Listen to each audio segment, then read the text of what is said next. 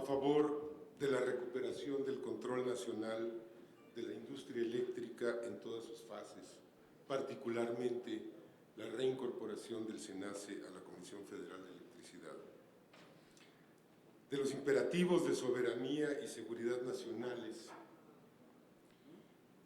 de la forma de garantizar de manera permanente precios accesibles a la población, precios de la electricidad, de la absoluta pertinencia de salvar a la CFE de la ruina a la que fue condenada por la reforma energética peñista. La despedazaron, la dejaron como Coyolxauhqui. La descuartizaron, 6 empresas, a las que se les prohibió compartir información entre ellas, que no se podían pasar refacciones de una a otra. Fueron muy canallas, fueron de veras muy canallas de hacerle eso a la empresa que electrificó el país. Y también creo que es innecesario justificar más la necesidad de garantizar la exploración y el aprovechamiento del litio para el desarrollo y el bienestar del país.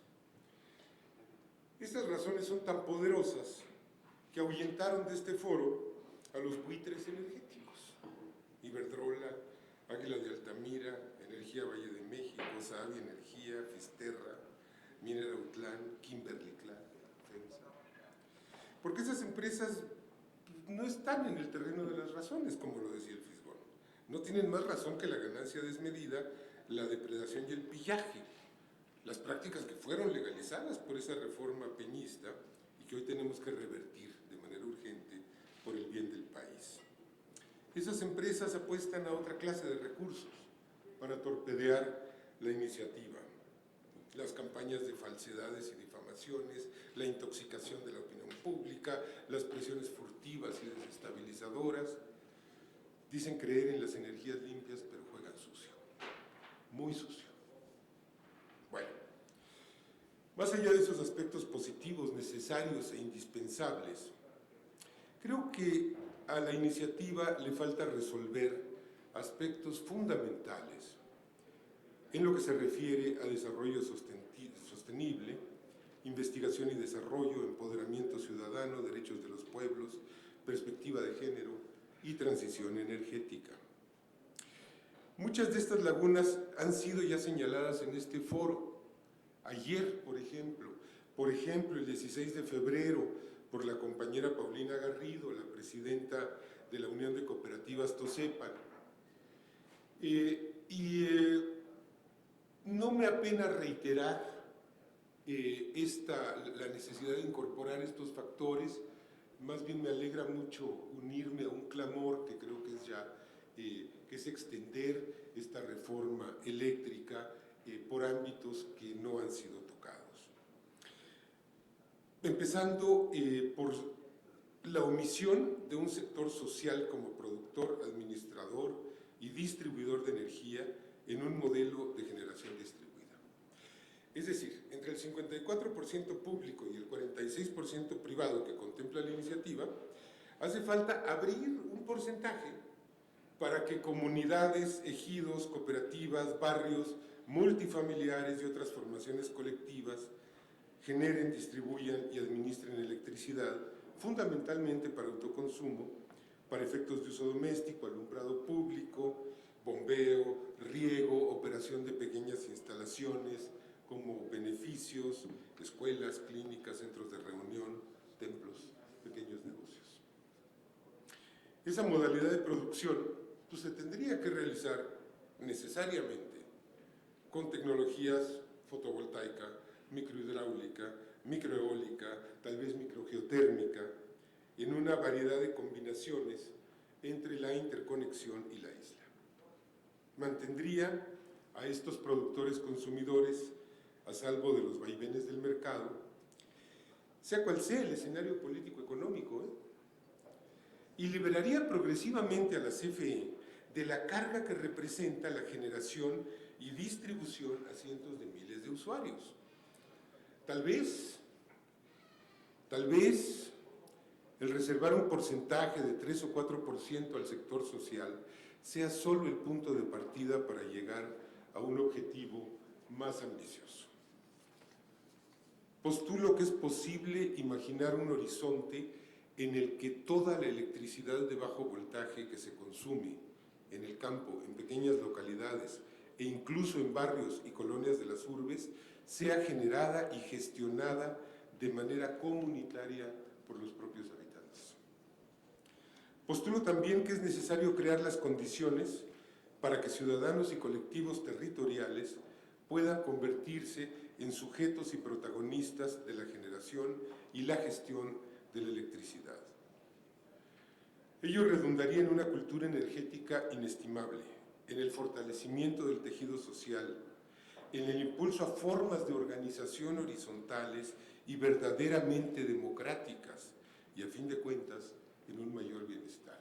Y esto de la conciencia energética lo viví en carne propia, cuando entré en guerra con CFE, después del golpe criminal de Calderón a Luz y Fuerza, y tuve que empezar a generar mi propia energía, y aprendí lo que significa que un foco esté encendido 1 hora, y lo que significa que un horno de microondas esté encendido 15 minutos, y lo que significa que haya solo que no lo haya.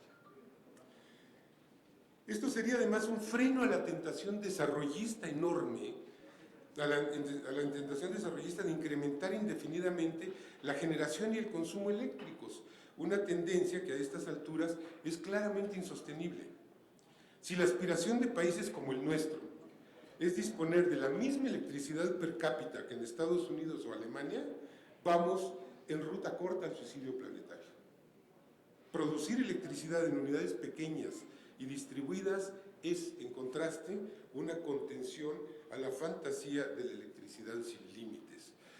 Decía aquí la compañera Alicia Landín que se prevé un crecimiento mayor al 6% de la demanda, y yo digo, no, a ver, espérense, tenemos que controlar ese crecimiento. No vamos a tener energía ilimitada y más y más y más para llegar a lo que está Estados Unidos, que es produciendo 25 toneladas de CO2 per cápita al año. En México se producen 5. ¿Queremos de veras eso?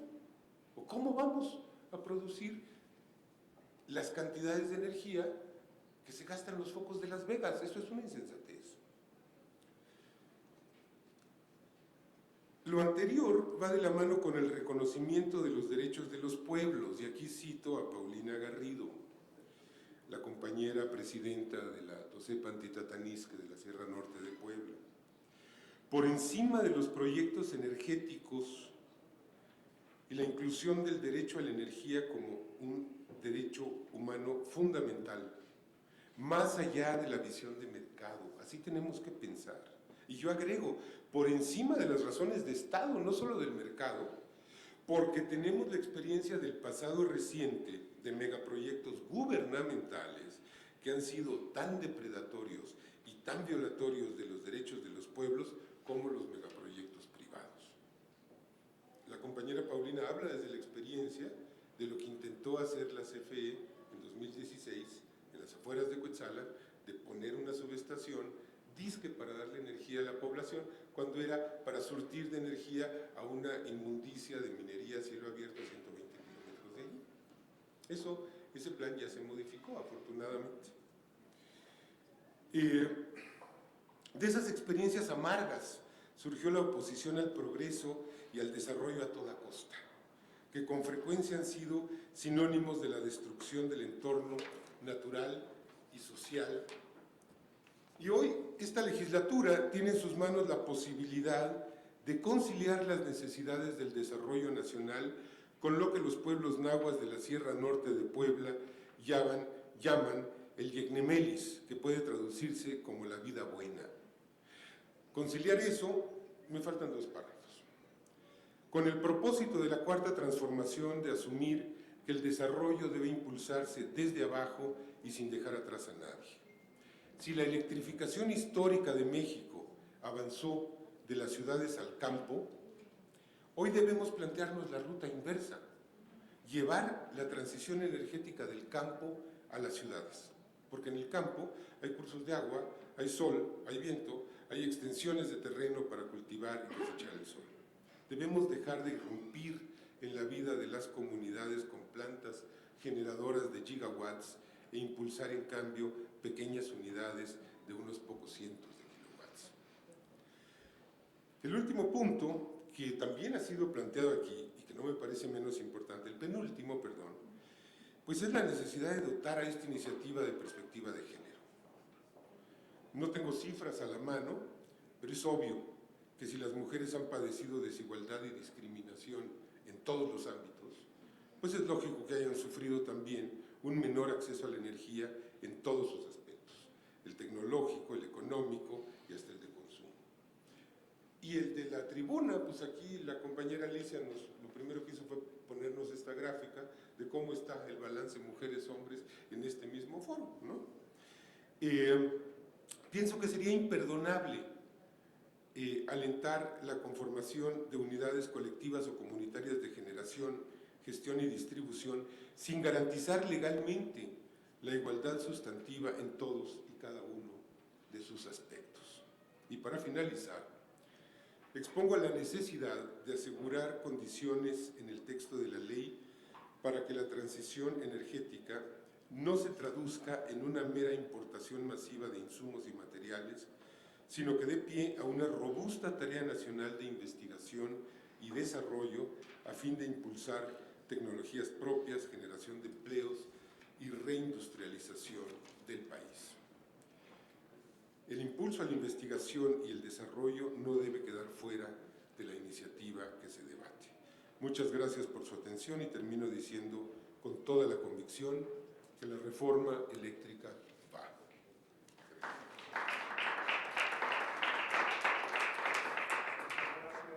Muchas gracias a